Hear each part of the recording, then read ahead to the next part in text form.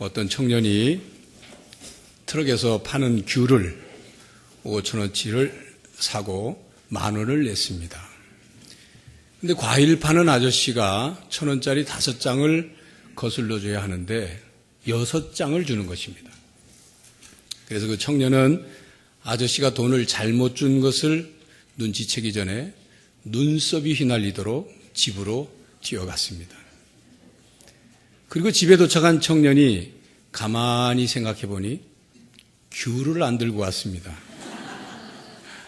그래서 다시 뛰어가 보니까 과일 파는 트럭은 온데간데 없습니다. 그 청년은 1,000원 더 거슬러 받은 것이 좋아서 5,000원짜리 귤 사놓고 빠뜨리고 온 거죠. 교회 여러분, 우리는 살면서 이런 일들을 행하기도 합니다. 중요하지 않은 것 챙기느라 중요한 것을 챙기지 못할 때가 있습니다. 값어치 없는 것에 신경 쓰느라 값어치 있는 것을 신경 쓰지 못하는 때가 있습니다. 순간적인 것을 챙기느라 영원한 것을 챙기지 못할 때가 있습니다. 교회 여러분, 오늘은 성만찬 주일입니다. 성만찬에 참여하는 여러분들이 그냥 떡과 포도주를 먹는 것, 그것으로만 생각한다면 6,000원 거슬러 받고 좋다고 사놓은 귤을 그냥 두고 집에 가버린 청년처럼 정말 중요한 성만찬의 의미, 성만찬의 유익, 성만찬의 은혜를 자기 것으로 받아가지 못하는 신앙인이 될 것입니다. 본문 말씀은 예수님께서 십자가에 못 박혀 돌아가시기 전날 저녁 가룟 유다가 배반하고 로마 군병들이 예수님을 잡으러 오기 몇 시간 전 예수님의 고난이 시작되기 전에 있었던 성만찬에 관한 내용입니다. 그런데 오늘 말씀을 보면 예수님께서 고난의 때가 들어가기 전에 제자들과 유월절 식사를 하기를 그렇게 원하고 원하셨다. 그렇게 기록하고 있습니다. 15절에 보면 원하고 원하였다. 강조해서 말씀하십니다. 예수님은 왜 그렇게 제자들과 함께 유월절 식사를 하기를 원하고 또 원하셨을까요? 예수님께서 제자들과 유월절 만찬을 나누시는 것은 오랫동안 품었던 강렬한 소원이셨습니다. 이스라엘 백성들이 이집트에서 종살이 할 때 모세가 바로왕에게 가서 백성을 풀어달라. 광야에 가서 하나님께 제사를 드리겠다고 요구하죠. 바로왕이 말을 듣습니까? 듣지 않았습니다. 하나님께서는 이집트 땅에 10가지 재앙을 내리셨죠. 그 재앙의 마지막 10번째 재앙이 무슨 재앙입니까? 장자 죽음의 재앙입니다. 이집트의 장자 죽음의 재앙이 임하게 될 때 어린 양을 잡아서 그 피를 문설주에 바른 집들, 이스라엘 백성들 집은 그 장자 죽음의 재앙이 지나가고 유월하고 그렇지 않은 집에는 죽음의 재앙이 임하게 됐죠. 그때 이 유월절 절기가 만들어졌고 그 재앙이 넘어가고 구원을 받은 것을 기념하여 지키는 절기가 유월절입니다. 그런데 예수님께서는 더 큰 유월절, 더 새로운 유월절, 그리고 모든 인류를 위한 유월절을 원하셨습니다. 이스라엘 백성들이 이집트로부터 구원될 때의 유월절보다 더 큰, 더 영원한 유월절을 원하셨습니다. 그것은 양의 피를 바름으로 죽음의 사자가 이스라엘 백성들의 집을 넘어가게 됐던 것처럼 예수 그리스도의 피로 말미암아 죄와 하나님의 진노와 죽음으로부터 해방되는 구원을 성취하기를 원하셨던 거죠. 유월절을 지키기 위해서 이스라엘 백성들은 어린 양의 고기와 무교병과 쓴나물을 먹었습니다. 그런데 예수님께서는 더 큰 유월절을 위해서 떡과 포도주를 먹도록 하셨습니다. 예수님께서는 떡을 주시면서 이것은 너희를 위하는 내 몸이라 말씀하셨습니다. 포도주를 주시면서는 이 잔은 내 피로 세우는 새 언약이니 곧 너희를 위하여 붓는 것이니라 말씀하셨습니다. 마태복음에는 이것은 죄사함을 얻게 하려고 많은 사람을 위하여 흘리는 바 나의 피 곧 언약의 피니라 말씀하셨습니다. 이렇게 예수님이 말씀하신 것은 예수님께서 십자가에 죽으실 것을 아셨던 거죠. 그리고 제자들뿐만 아니라 모든 사람들을 구원하시기 위해서 자신이 십자가에서 살이 찢기시고 피를 흘려 죽으실 것을 말씀하고 계신 것입니다. 그러므로 예수님이 행하시는 이 성만찬은 곧 받으실 고난의 십자가를 예고하는 것입니다. 예수님께서는 십자가의 고난을 당하시기 전 성만찬을 베푸셨습니다. 이 성만찬은 누구를 위한 성만찬일까요? 누구를 위해서 성만찬을 거행하셨을까요? 예수님께서 성만찬을 거행하신 것은 마치 요리사가 자기 요리 솜씨를 뽐내서 요리를 만들어서 그 음식을 먹는 사람들을 보면서 흐뭇해하는 그런 광경을 연출하려고 하신 것이 아닙니다. 3년 동안 제자들과 정이 들어서 이제 마지막 식사를 하기 위해서 밥 한 끼 한번 같이 먹자, 그런 자리가 아닙니다. 예수님 자신을 위해서 성만찬을 거행하신 것이 아닙니다. 우리를 위해서입니다. 우리를 구원하시기 위해서. 예수님께서 우리를 구원하시기 위해서 그토록 구원을 간절히 원하셨기 때문에 이 세상에 사람의 몸을 입고 성육신하여 오셔서 마침내 모든 인류를 구원하는 일을 앞두고 계셨기 때문에 비록 고통의 길이지만, 비록 고난의 잔을 마시는 것이지만, 비록 할 수만 있다면 짊어지고 싶지 않은 십자가를 짊어지는 일이지만, 예수님께서 십자가에서 모든 사람을 대신하여 버림받고 저주받고 살이 찢기고 피를 쏟으시고 고통당하고 속량하여 죽으심으로 마침내 구원을 이루시는 일이기 때문에 그 일 전에 성만찬을 행하신 것입니다. 그런데 우리는 하나님 앞에 어떤 사람이었습니까? 우리 인간들은 하나님 앞에 어떤 존재였습니까? 로마서 5장 6절 이하의 말씀을 보면 6절에 우리는 하나님 앞에 경건한 사람이 아니라고 말씀합니다.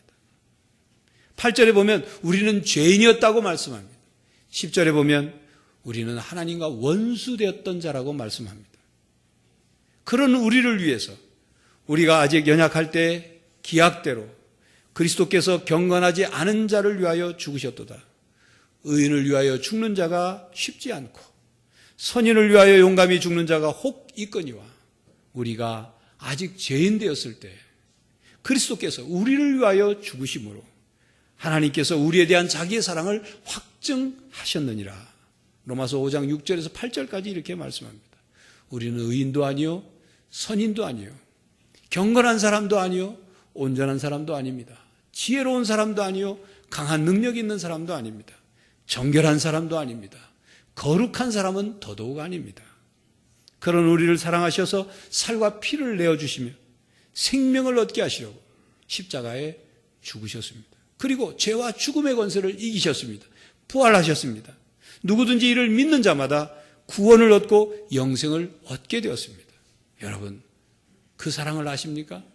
여러분, 그 사랑의 고통을 아십니까? 여러분, 그 십자가의 사랑을 깨닫고 계십니까?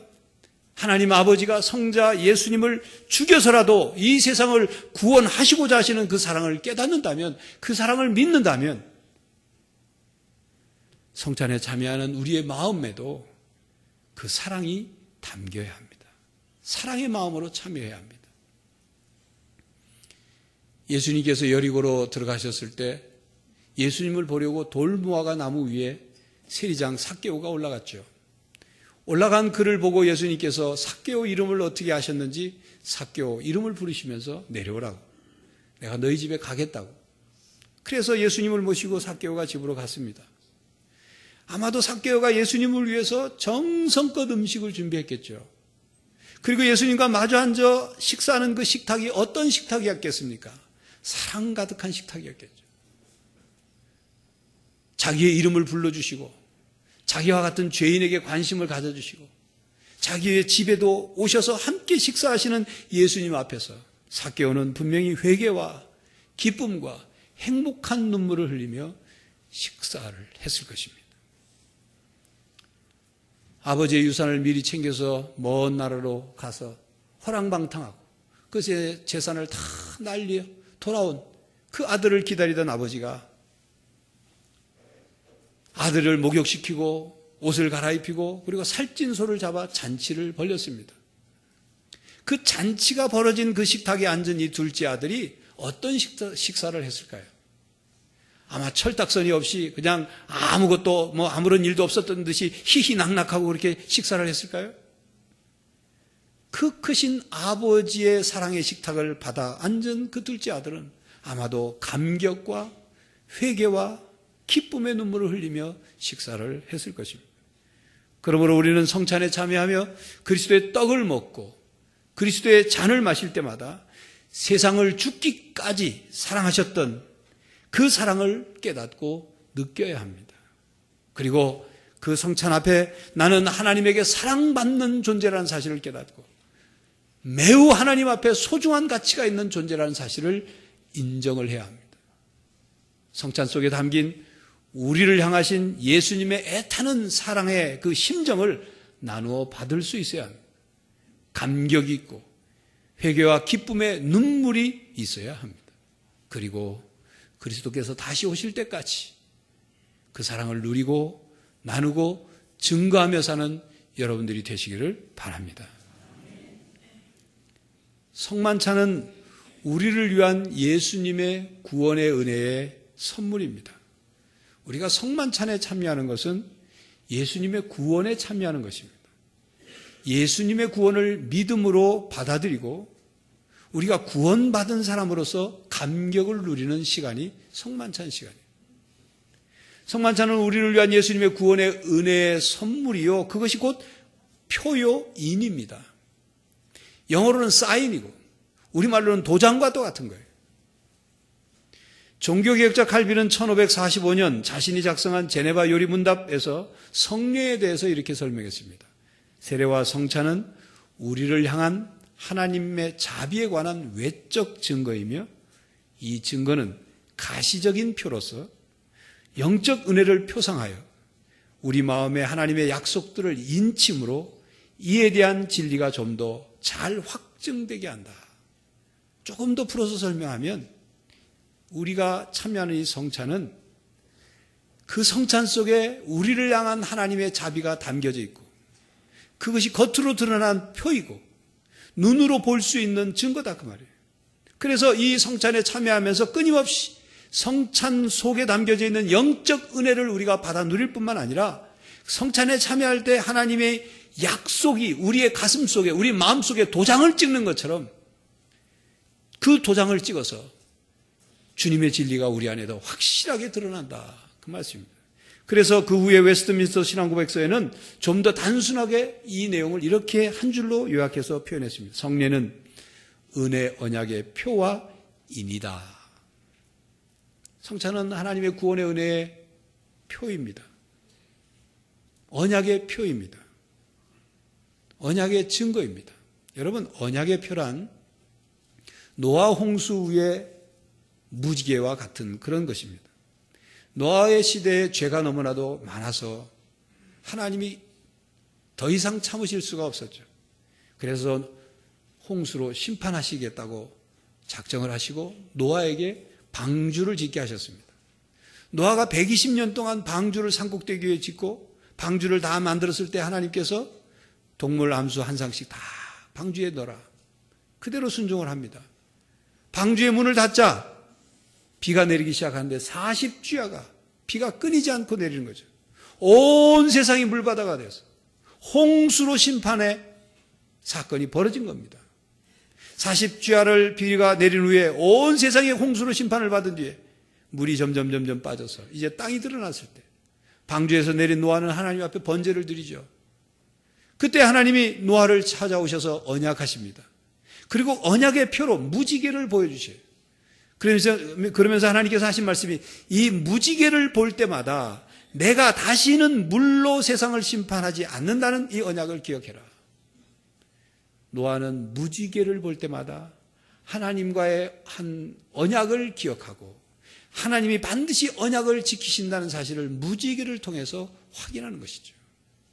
성만찬은 새 언약의 표입니다. 그러므로 우리가 이 성찬을 통하여 성령 하나님께서 주시는 하나님의 은혜를 받을 때에 성찬이 우리에게 언약이 체결되었다는 것을 보여주는 표일 뿐만 아니라 앞으로 계속적으로 부어주시는 은혜에 대한 확인 도장이다. 그런 말씀입니다. 하나님의 기록된 말씀에도 언약의 말씀들이 있지만 특별히 성찬은 떡과 포도주는 우리의 눈에 보일 뿐만 아니라 냄새로, 손으로 만지는 촉각으로, 그리고 맛으로, 그리고 몸으로 경험하는 하나님의 은혜 선물이에요. 그러나 이 성찬 자체만으로는 은혜의 효력이 없습니다. 하나님의 말씀에 의해서 성찬이 거행이 되고, 그리고 성찬에 참여하는 사람들이 하나님의 말씀을 근거로 믿음으로 성찬을 받아들일 때 은혜의 효력이 나타납니다. 언약과 구원의 진리가 성찬 속에 스며들어가서 성령 하나님께서 진리의 말씀을 통해서 우리 속에 역사하실 때 은혜의 효력이 나타나는 거예요.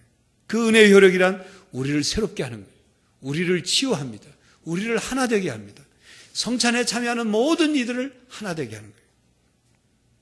그러므로 교회 여러분, 계약서에 찍힌 도장을 보고 그 도장의 주인이 그것을 보증한다는 것을 우리가 확인하는 것처럼 새 언약의 표인 떡과 포도주를 통해서 예수님의 구원의 은혜를 확인하는 여러분들이 되시기를 바랍니다.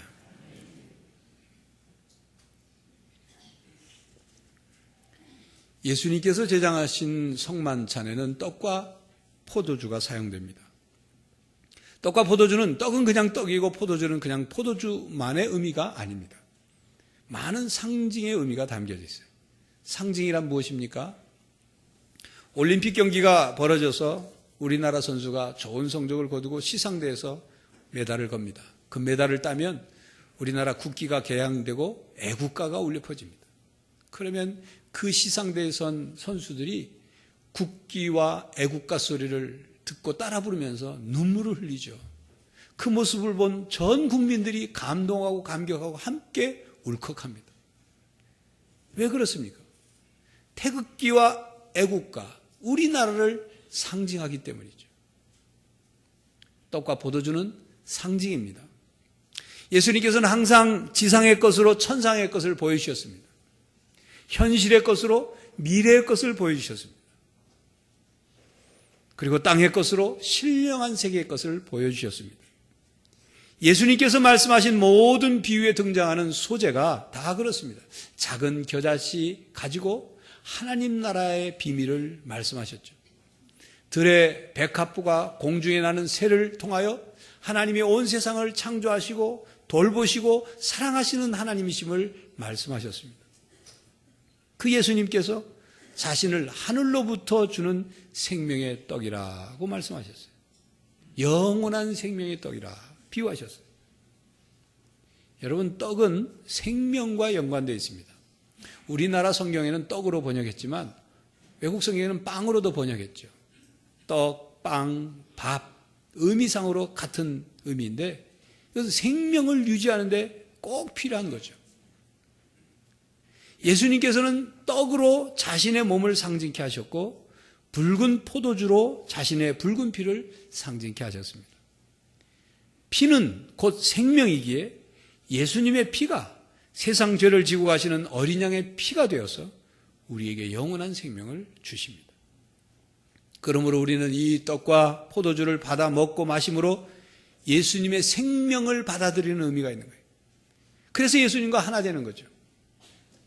여러분, 유대인들에게 빵과 포도주 혹은 떡과 포도주는 일상생활의 음식이었어요. 식사였어요. 늘 그들이 먹고 마시는 것이었습니다. 그 음식이 몸 안으로 들어와 살이 되고 피가 되는 거죠. 생명을 유지시켜줍니다. 떡과 포도주를 사람이 먹기 전까지는 사람의 몸과 따로 존재하지만 그것을 먹었을 때는 그것이 그 몸과 하나가 되는 겁니다. 예수님께서는 예수님을 주로 믿는 하나님의 백성들이 성찬을 통하여 예수님과 하나 되기를 원하셨습니다. 떡과 포도주를 먹음으로 먹는 사람과 떡과 포도주가 하나가 되는 것처럼 예수님의 몸을 의미하는 떡과 예수님의 피를 의미하는 포도주를 성찬을 통해 먹고 마심으로 예수님을 먹고 마신 것이고 예수님이 그 안에 거하시고 하나가 되기를 원하셨던 것입니다. 또한 예수님 안에 모든 믿는 이들이 하나 되기를 원하셨습니다. 성만찬은 모든 믿는 이들이 하나임을 인식케 하는 예식입니다. 10월 첫 주를 세계 성만찬 주일로 정해서 온 세계 교회가 지키는 것도 이런 의미가 있는 거죠. 교회 여러분, 성찬을 받으면서 주님의 생명을 받고 그리고 주님과 하나 되는 성도들이 되시기를 간절히 바랍니다. 교회 여러분, 오늘 본문 19절 20절 말씀을 보면 자신의 온 몸, 자신의 온 생명을 주시고 이 세상을 떠나시면서 제자들에게 앞으로 이 성찬을 제정해서 이 성찬을 계속할 때마다 기념하라, 예수님을 기념하라 말씀하셨어요. 왜 기념하라고 하신 걸까요? 무엇을 기념하라고 하신 걸까요? 이 기념이라는 뜻 속에는 기억하라는 뜻이 담겨져 있습니다. 하나님의 은혜를 잊지 말아라. 성찬에 참여함으로 구원의 은혜를 잊지 말고 날마다 새롭게 해라. 그 말씀이죠. 예수님께서 우리를 위해 살과 피를 주셨기 때문에 우리가 영생을 얻게 되었음을 잊지 말도록 해라. 기억해라. 우리에게 주신 생명과 사랑을 잊지 않도록 해라. 우리를 향하신 놀라운 은혜를 날마다 잊지 않고 되새기며 살아라. 그 말씀입니다. 예수 그리스도 외에는 구원이 없고 십자가의 대속이 아니면 구원이 없음을 잊지 말라, 이런 뜻입니다. 그리고 19절 말씀을 보면 예수님께서 성만찬을 베푸시고 하나님 나라가 임할 때까지 포도나무에서 난 것을 다시 마시지 않으시겠다 말씀을 하십니다. 이게 무슨 말씀이냐면 예수님께서는 마지막 제자들과 성만찬을 거행하시고 예수님이 이 땅에 재림하실 때까지, 하나님 나라가 최종적으로 임할 때까지는 예수님은 포도주를 드시지 않겠다, 그 말이에요. 그러나 제자인 너희들 그리고 믿는 우리들은 세상 끝날까지, 예수님이 재림하실 그때까지 성만찬을 계속 거행해서 기념하라, 이 말이에요. 이 속에 또 다른 담긴 뜻이 무엇이냐면 바로 우리가 성만찬에 참여해서 예수님의 고난과 주신 사랑과 구원을 기억하고 잊지 않는 것뿐만 아니라 예수님이 재림하셔서 이 세상에 최종적인 하나님 나라가 임할 때에 그때 예수님과 함께 열릴 만찬, 그 잔치를 기다려라, 그 말이에요.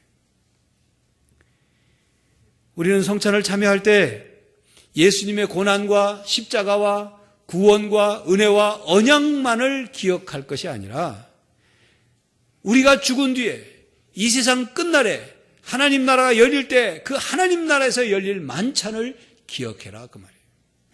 성만찬은 천국 만찬, 천국 잔치의 그림자입니다. 천국 잔치의 예표입니다. 천국 잔치를 이 땅에서 미리 믿음으로 맛보는 그런 거룩한 예식입니다.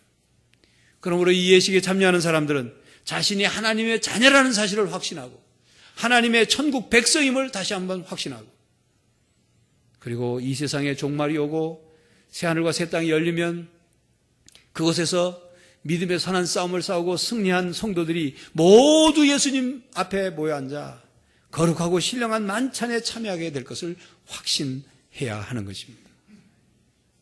기쁨과 영광 중에서 우리 주님과 함께 하나님 나라의 신령한 식사를 나눌 것을 소망해야 합니다. 지금은 떡과 포도주로 성찬을 참여하지만 그때는 새하늘과 새 땅이 열리는 바로 그때 하나님 나라에 들어가서는 영원한 것, 이 땅에서 맛보지 못한 신령한 것, 그리고 영원한 생명을 주는 바로 그것으로 교제하며 만찬에 참여하게 될 것입니다.